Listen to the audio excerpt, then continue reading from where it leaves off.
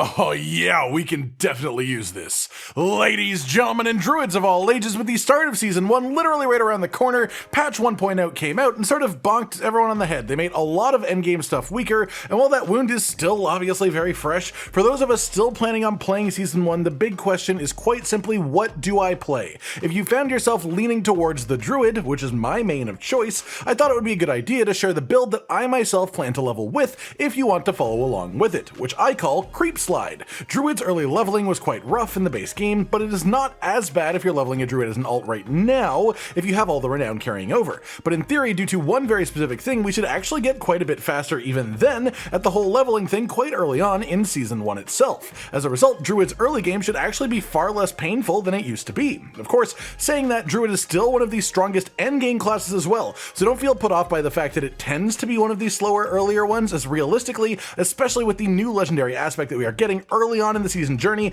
we should speed up a fair amount to get to our strong endgame. That said, play what you want to do as far as builds go, experiment with stuff and just have fun if you want to. This is simply the build that I myself am planning to use to level as quickly as I can on day 1. Of course, I am not in a position to show you like a level 40 druid using this. Mine is max level currently, but I put together pretty much the exact build that I'm showing you just so you have some nice clips to watch in the background of what this build will actually look like in practice against equal level and slightly higher than equal level enemies. With that said, this build should easily take you all the way to Torment difficulty, World Tier 4, but if you get the right legendary drops along the way, you could and maybe even should switch over to a classic pulverized build around level 50, which could speed up your experience a fair bit. It just requires, of course, getting a couple of legendary lucky drops to make it happen that you cannot guarantee. All that covered, let's dive right into the skill tree at the very start when you make a new character. Assuming you took care of all your Altars of Lilith and map discovery before the season start, you will spawn in with 5 free skill points right off rip. I've cleared my full skill tree for the incredibly low price of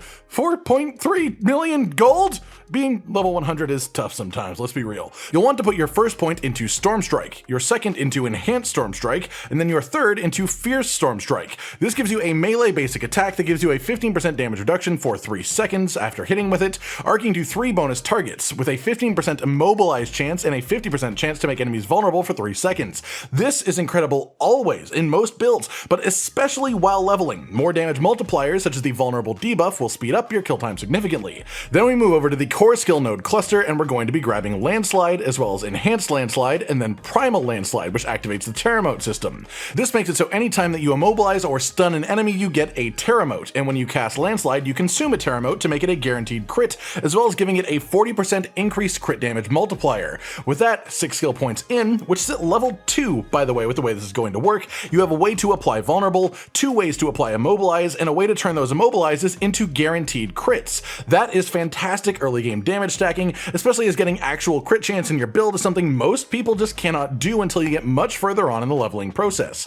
In this early stage, your gameplay loop is quite simple as well. Storm Strike to generate Spirit and apply Vulnerable, then Landslide to deal high damage. Then we get to our defensive skill, which is going to be Earthen Bulwark. We also grab Enhanced Earthen Bulwark to give us a unstoppable buff, so you can use this to make yourself immune to crowd control if you get into a sticky situation. And we also grab Innate Earthen Bulwark to give it a damaging component, just to add a touch more offense to your setup early on. As Druid doesn't really struggle with defense early on, so getting this is actually quite nice. From here, you want to grab 2 more ranks in Landslide, just to up the damage of it just a little bit further as our main source of output. After that, stick 1 point into Poison Creeper. This is one of the higher damage companions, especially the active ability, and it also gives you a source of poison damage, which will help quite a bit later on. Then we get Wolves, as well as Enhanced Wolves, and then Ferocious Wolf Pack, which gives your Wolves a 40% lucky hit chance to give you 5% of your base life as Fortify, which will help give you quite a bit of early tankiness. After that, we grab Ravens, just the base skill here.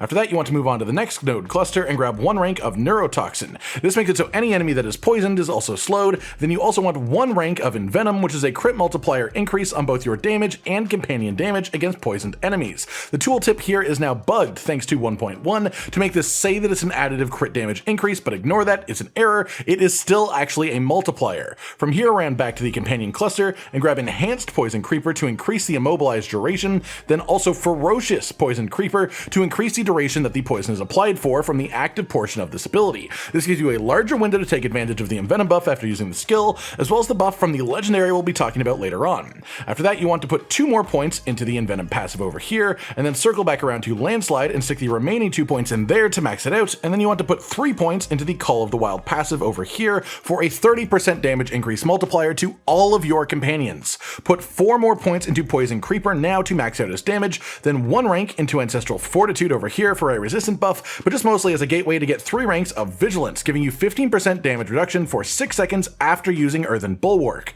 After that, you want to put 1 point into the Crushing Earth passive over here for a 5% damage increase multiplier with Earth skills against slowed and immobilized enemies. Poisoned enemies are slowed within this build. We also have tons of immobilized, which will also help activate this. From here, you have just unlocked the key passives, and you want to grab Earthen Might over here, which gives all skills a lucky hit chance to give you full resource and also guaranteed crits for 5 seconds, with the lucky hit chance increasing if the attack crits, and also if the target immobilized, which will apply to pretty much every bit of Earth skill damage that we do in this build, and thus this actually has a reasonably high activation chance. After that, grab the 2 remaining points of Crushing Earth over here, then 3 points in Stone Guard for a 12% damage increase multiplier on Earth skills if you have more than 50% of your life as Fortify. Then we also grab 3 ranks of the Safeguard passive, which makes Earth skills critical hits fortify you for 7% base life. Between this and the Wolves, you now have a ton of Fortify generation, which lets you properly activate Stone Guard consistently. In fact, at this point, honestly, you can even change the Wolves enhancement over from here to be actually Brutal Wolf Pack if you want a slight damage increase,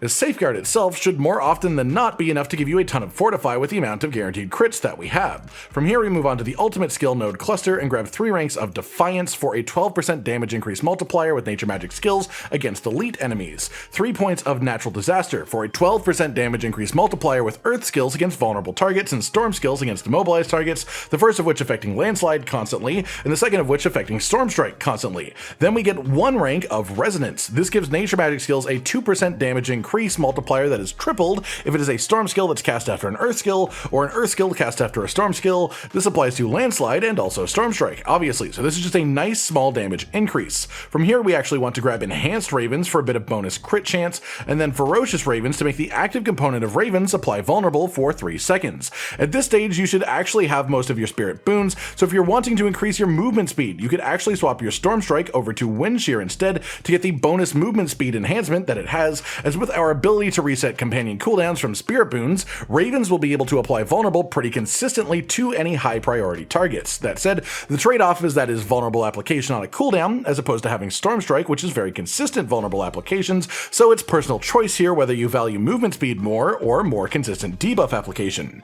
Then with your final 4 points, you actually want to grab 1 rank in Heart of the Wild to increase your maximum spirit by 3, mostly just as a gateway to get 3 ranks of Wild Impulses. This raises the cost of your core skills by 9%, but increases their damage by 15%, which is especially strong because in this build we have a way of activating Landslide without it even actually costing anything, which for that application, this is just a free damage increase without the actual negative. That is it for all of your skill points then, so let's have a look at our Spirit Boons. You're going to want to be grabbing Wariness in the Deer Path for 10% damage reduction from elites. Then you want to bond with the Eagle Path and grab Avian Wrath for a 30% crit damage increase multiplier. This has been bugged to be additive all the way until this point, but it looks like in the patch 1.1 it was actually fixed, and if that is the case, it is especially good for our guaranteed crit landslides, of course. Then if you are wanting extra tankiness, your second boon in this path should be Iron Feather for 14% bonus maximum life, or instead if you want more damage, go for Swooping Attacks for 10% attack speed. In the Wolf path, you definitely want to take Pack Leader. This is a massive boost to this build the earlier that you can get it, so this should be your main priority when spending your spirit offerings after unlocking the class mechanic itself. This gives you a 20% lucky hit chance on any critical hit to reset the cooldown of all active companion skills. This build uses all 3 companions, and most importantly among those is the Poison Creeper active, so when this procs, it absolutely is fantastic for you. Then in the Snake path, there is only one boon that even applies to us, which is Obsidian Slam, giving you a guaranteed overpower on Earth skills every 20 kills that you get. At this point, I should mention there is definitely an argument to be made that once you get to around World Tier 3, you could even drop Ravens completely and instead go for Petrify. This would lower your consistent average damage a fair bit, but it also boosts your burst damage quite a lot, especially in boss fights too. If you do that, you actually want to swap your Snake Path boon instead over to Calm Before the Storm, to give you a 10% lucky hit chance with nature magic skills to reduce ultimate skill cooldown by 2 seconds. With that then, let's move on to our legendary aspects. The point of these is that they can be acquired relatively early, and we are only going to be using 3 of them for sure, as that means that you can apply them to your rings and amulet, which are slots that simply don't need to be be swapped out very often while leveling, and thus keeps your costs low. That said, I do also have a recommendation for a Helm Legendary, which is your least constant swapping armor piece, just as a fourth useful aspect for this build. That said, the three really important ones are the brand new one, the Subterranean aspect. This makes Poison Creepers active launch off a series of landslides in a circle around you, and on top of that, it makes poisoned enemies take 10 to 20% increased damage from Earth skills. I have this on the amulet for a 50% boost to the power of that secondary effect, as it is quite strong for the build. On one of your rings, you also want the Shepherd's aspect, which increases core skill damage by 6 to 10% for each active companion that you have. Then you also want the Umbral aspect for 1 to 4 resource generation when you crowd control an enemy, which includes slows from poison thanks to our passive, or immobilizes from Stormstrike, Landslide, and also Poison Creeper. As for where to get these legendary powers early, the Subterranean aspect we've actually seen confirmed being a reward for completing the first chapter of the season journey, which should be very easy to accomplish quite early on. You can see the objectives on the side here of this screenshot, so once you do just a few of those, you will have this new aspect in your codex to be able to apply. Then the Shepherd's aspect comes from the Blood-Soaked Crag dungeon in the Dry Steppes. The aspect of the Umbral comes from Champion's Demise, also in the Dry Steppes. So all of these are actually acquirable before level 30. Past that, if you have the crafting materials to also apply a fourth legendary to your helm slot, you should definitely use the aspect of Bending Stone, mostly for the 6-second duration increase to Earthen Bulwark, which gives you a 9-second barrier, which also means a 9-second unstoppable window to help guard against crowd control. This aspect comes from completing the Sealed Archives dungeon, which is also in the Dry Steppes, right near the other two dungeons that I mentioned, so it's also very grabbable before level 30. As far as gems into your gear slots, if your gear has sockets, don't worry about adding sockets as you level, it's really not worth the cost until you are making a late game build, but if it happens to already have the sockets in your armor, I recommend the Topaz actually now for reduced damage while crowd controlled. The only real time that you're in danger of death is when you are full stunned or frozen and unable to use a potion, so Topaz reduce the chance of death during that window quite a significant amount. In weapons, you actually want Emeralds for bonus crit damage against vulnerable targets, and in jewelry in Season 1, we will actually be having Malignant Hearts, and of course, as this is a Season 1 leveling guide, I've got the 3 hearts you specifically want to look out for early on. Of course, any heart is better than no heart, so if you get any one of these early and you have a slot on your jewelry, you want to put it in just for the general power increase. But these are the 3 that you're really looking for early on in your journey, specifically before a few more get added into the pool in World Tier 3 and then some more in World Tier 4. Top priority for you is the Bacana. This makes critical hits charge an enemy, charged enemies shoot lightning bolts back and forth between each other, dealing damage. We do tons of critical hits within this build, and so this is incredible for us just as a ton of bonus damage. The second priority is the Moonrage Malignant Heart. This gives you a 5% chance when killing any monsters to spawn a bonus wolf for 20 to 30 seconds, and it also just gives you +3 ranks to the wolf skill in general too.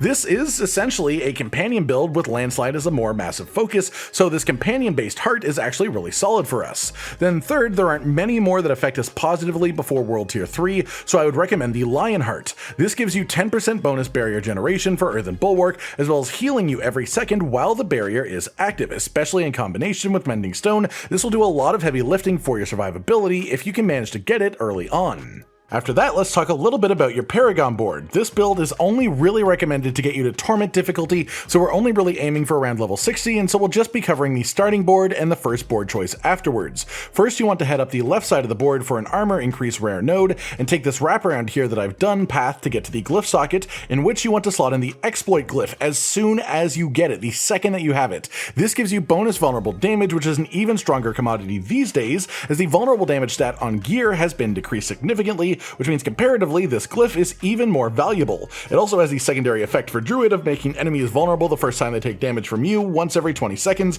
mop up all the dexterity in the radius to push this glyph stats up as much as possible, then take the left path through the damage increase rare node to hit the board attachment gate and stick on the Earthen Devastation board that we've got here. You want to rotate it so the legendary power itself is in the bottom left corner. Go up to the right side to grab the armor increase and potion healing rare node, then wrap around to the legendary power itself to get 30% damage increase multiplier on earth skills against crowd controlled enemies. From there, head directly up from our previous turn to get to the glyph socket itself and stick in the spirit glyph for bonus crit damage. We do not have enough dex nodes in the radius to activate the secondary effect until you upgrade this glyph a fair bit, but even without that, the crit damage increase is really strong for this build, so you want to grab the dex in the radius that you can, and that is where we're going to be stopping for this, as it is again a leveling build, and that's a fair bit of points. Now that you know everything you need to make the build for yourself, yourself, how do you actually play it? Quite simply, if stuff is not killing you, you want to save Earthen Bulwark as a backup in case you get stunned and need to break out of it. If you start to take too much damage, activate Earthen Bulwark to protect yourself. You want to engage a pack of enemies with the wolves active as you run up, put ravens active on the most dangerous enemy or the biggest grouping of enemies, then activate Poison Creeper while standing in the middle of the group to cause a chain reaction of landslides around you for a ton of critical strikes, each having a chance to reset all of your companion cooldowns thanks to our boons.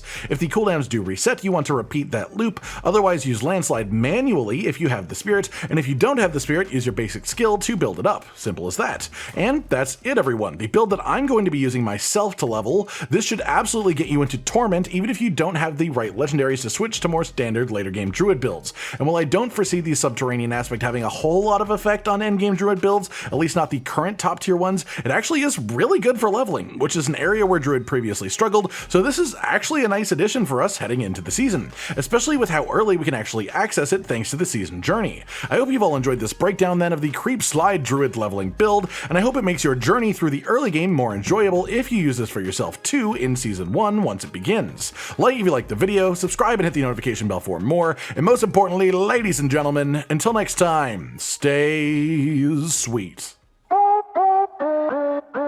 Josh, Cotton, and Hollow with the videos, dropping the humor like a hammer on your tippy toes, bringing entertainment on a daily arrangement to take our insanity and turn it into entertainment. Yes, I said entertainment twice, to reiterate that it is nice to look into your faces on a mostly daily basis when you let us in your homes to make the whole world a stage. Goodbye.